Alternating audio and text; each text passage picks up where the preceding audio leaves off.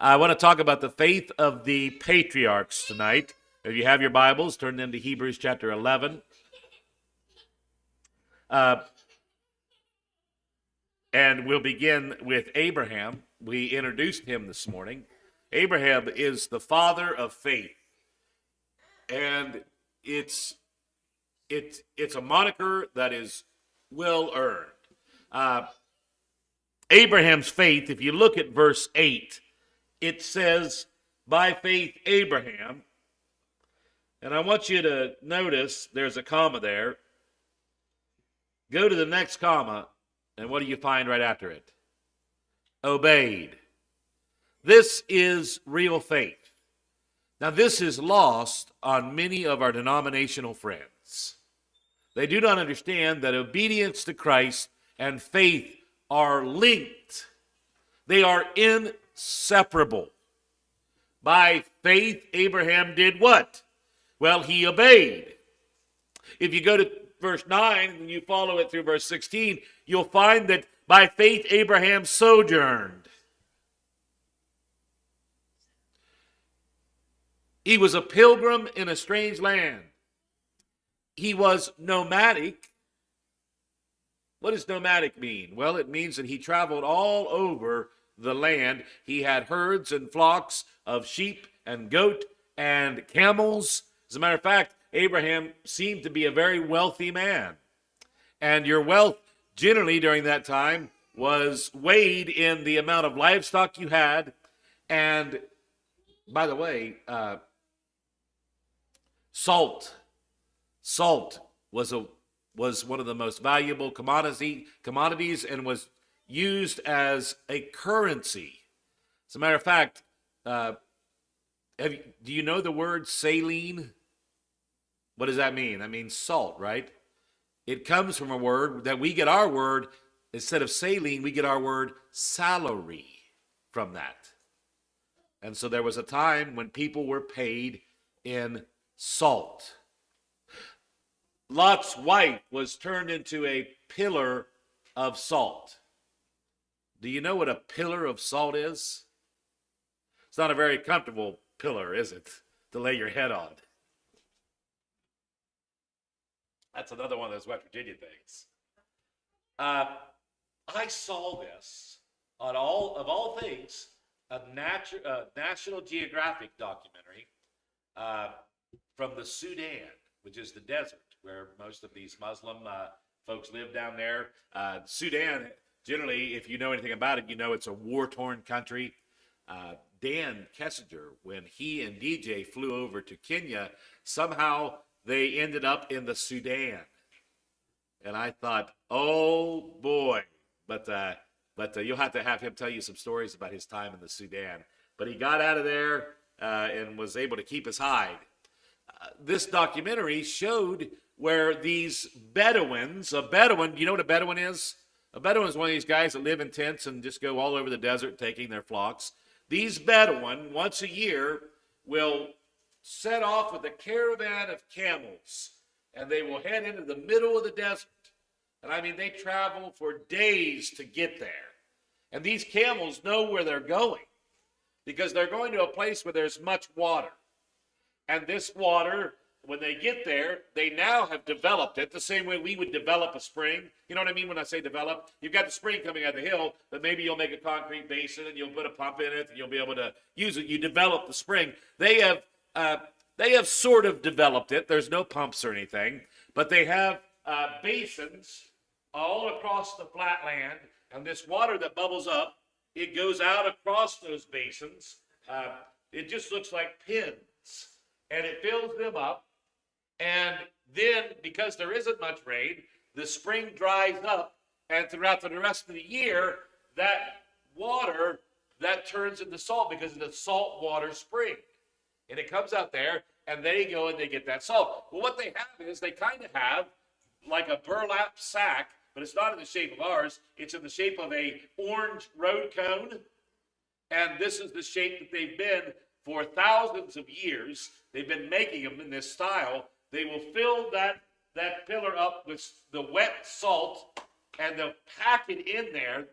They'll just keep packing it, and then they'll put it on the camel's back. And as it sways along, going back to where they're at, that salt is packed even harder and harder. And when they get home, they can simply turn it upside down and pull that canvas off, and you have a very tall pillar of salt. I never realized that that's an actual thing. It wasn't just a word that was used. They come in pillars. And so salt was a salary. And Abraham was a very wealthy man. And probably because he dealt in such things. But notice, by faith he obeyed. He was a sojourner. He was a pilgrim in a strange land. And Abraham really never was at home here in this world. Verse 17, by faith Abraham, when he was tried. Consider the figure of Christ and his work of redemption, clearly seen in the sacrifice of Isaac. Abraham is called to offer up his only son. The Septuagint uses the Greek word monogenes, which is the same word that is used in John 3:16. For God so loved the world that he gave his only begotten son. It is the son of promise. Abraham had faith, but his faith was tried. And I think we can glean a great amount of hope from reading about Abraham. Because if Abraham was tried, well, there's hope for me, isn't there? Think of Isaac, verse 20. By faith, Isaac blessed. That's encouraging. If we are faithful, you realize it's just a consequence of our faith that we will be a blessing to others. Faithful people are a blessing to others. When you come around, do people consider it a blessing? That might be something you want to ask yourself. I don't know why you're smiling, Laura. But as a Christian, if you're practicing your faith, you are going to bless other people. It's just it's just figured into this thing, man.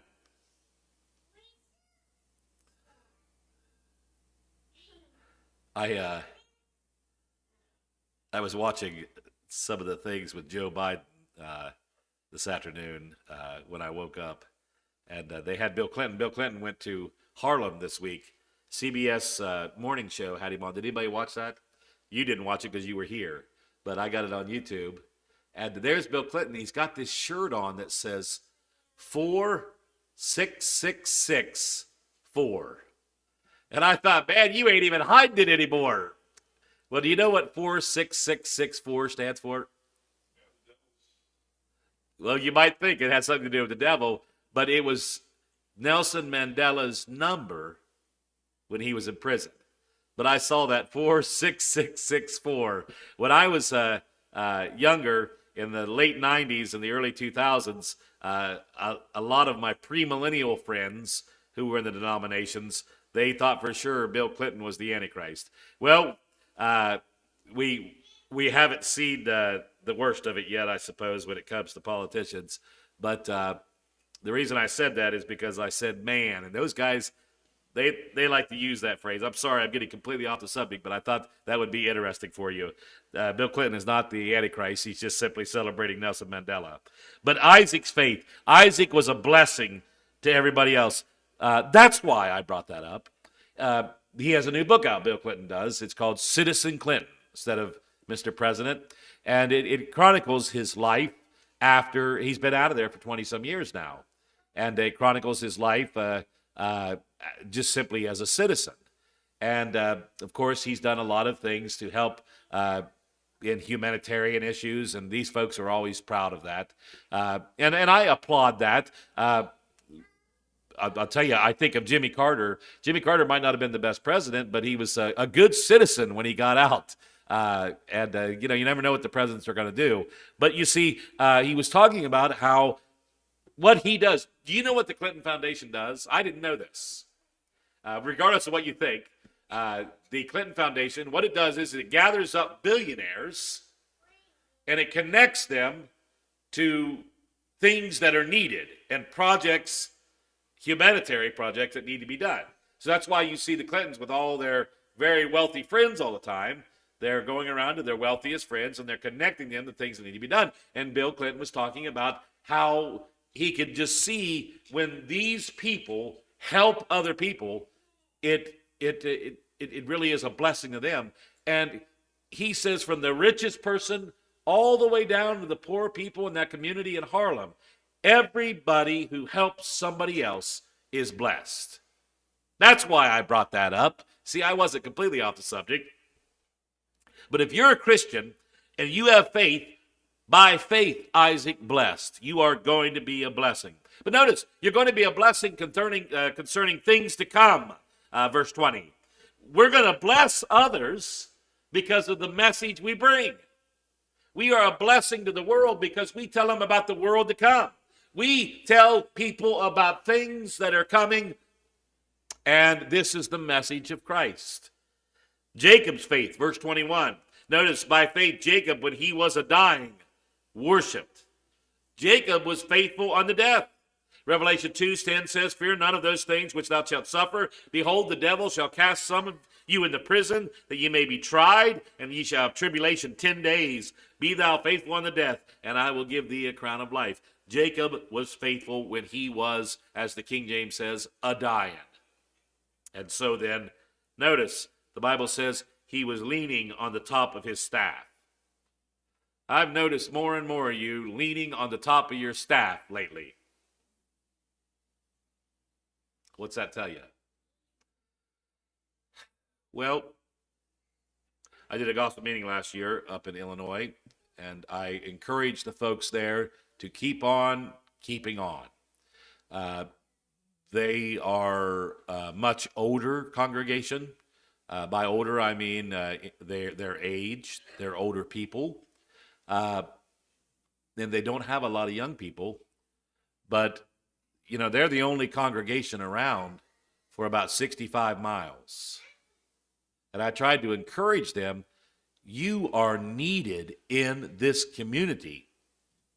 You are so valuable. Now, the problem is this.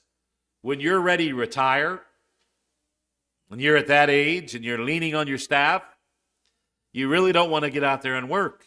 But when you're the only representation of the Lord's church in a community for 65 miles in any direction, you need to be like Caleb, who in his 80s looked up at the mountain and he said, I want that mountain, and he took it. So even as he was leaning upon his staff, he was faithful until he died. Think of Joseph's faith in verse 22. He gave commandments concerning his bones. Joseph looked to the fulfillment of the prophecy. What prophecy? Well, the prophecy we looked at this morning in Sunday school class. That the people would be in bondage until the time of the Amorites was fulfilled, and then they would be brought out. Joseph knew that promise, and he said, when we are taken out of this land, take my bones with you. It reminds me of Abraham, who, do you remember what kind of tree he planted? He planted a tamarisk tree. Now, for years, I never knew anything about the tamarisk. But have you noticed lately, you hear about it all the time? All these people drink these special drinks for energy. You know, these guys that work out. I know nothing about that world, but I see it on commercials. But you go in and, you know, it's got tamarisk in it. Apparently tamarisk is really good for that kind of stuff. I'm not sure. Somebody will have to Google that. But the tamarisk tree is a unique tree in that it grows taller than most trees that are in Israel, and its leaves are broader and it spreads out, and what it is good for, it is good for shade. And that's why people would plant those trees. And so the Bible says that Abraham planted tamarisk trees. Here then, Abraham planted trees of which he knew, by the way, they take a long time to grow. He knew when he planted them, he would never enjoy their shade. But his descendants would. And you go to that area today, and guess what you find? You find tamarisk trees growing in those valleys. Joseph and Abraham, they looked to the future. Hundreds of years after Moses carried out Joseph's wishes, we find him back in the land. And then finally, verse 23 through 40 is the faith during the Mosaic age. Consider Moses' faith. We find out about the faith of Moses in 23 through 24. We find about the sacrifices that Moses made. But what is curious is, in verse 28, the Bible points out that he kept the Passover. So then, what is the Passover, and why was it important to keep the Passover? We keep the Passover as a memorial of the day of which they were delivered. But more important, when you see what we now call the Passover Seder, their prayers are prayers reminding God that he promised, as long as they kept it, they would have another year. And many times they'll end their Passover by saying next year in Jerusalem. Now that doesn't mean as much today as it did before 1948. Jews all over the world prayed that. It's curious to me that it was not only a memorial that the Jews were to take to remember the day that they were delivered, but it was also connected to a promise that God had made them. Isn't it curious that when Jesus instituted the Lord's Supper, it was during the Passover? And in this, we are told to remember what Jesus had done. It stands as a memorial, but how long are we supposed to do it? We are supposed to do it until he comes again. And so just like the Passover, it's not only a matter of remembering what God done, but we are calling on God to remember us and to remember his promise that he's coming back. I think that's a point that is so often missed in our communion services. And so then, Moses was faithful. He kept the Passover. Israel was faithful. Verse 29, they crossed the Red Sea. They tore down the walls of Jericho in verse 30. Even the Gentiles were brought in. Even what would be considered a great sinner, Rahab, the prostitute, is remembered in this faith chapter because of her faith. And then you have verse 32 through 40, which ends the chapter, and talks about the faith of the saints. Notice verse 32. And what shall I more say? As if to say, there is so much to say about the faith of our brethren. He goes on in verse 33, who through faith subdued. It's amazing what brethren can do when they come together. This church, I'm constantly, I'm just so heartened by the way you all give and how kind you are and the good Christian lives that you give. There's no way we can weigh the goodness that your faith has showed this community. I don't think there's any barometer that could gauge such a thing. All of the good you've done as you've worked with people in this community, as you've lived with them, that your family is blessed. And this is what Paul is saying. Verse 38, notice what he says about the saints. He says, of whom the world was what? Not worthy. And so then, as we consider such things, we are reminded to live by faith. The author of Hebrews will go on to continue this primitive church to remain faithful. To remain faithful. Now, as we look into the future, we do not know what the future holds. You know, this last year, one thing we can all say is we are so glad the elections and those things are over. I don't know anybody who says, boy, I wish we still had those things going on. But what we saw a nation that truly is divided. And it's divided over a number of things. It's divided over political issues. It's divided over economic issues. But it is divided over issues of morality and ethics. And one good thing is this country is thinking about such things. And I hear so often people talking about coming back to God. This country needs to get back to God. I often wonder what they mean by that. It'd be absolutely impossible to gauge what everyone means when they say that. The fact of the matter is, God has never left. God still rules in the nations of men. Regardless of how the election turned out, he was still going to rule in the nations of men. And I am just thankful that God is continuing to bless this land. You know, we could come here without any fear of any ramifications from a government. And that's a blessing. By faith, we should bless. Because we've been blessed, let us bless others. Tonight, I want to leave you with that. We encourage you, if you have a need, to please come. If you need prayers, we'd like to do that for you. Please stand.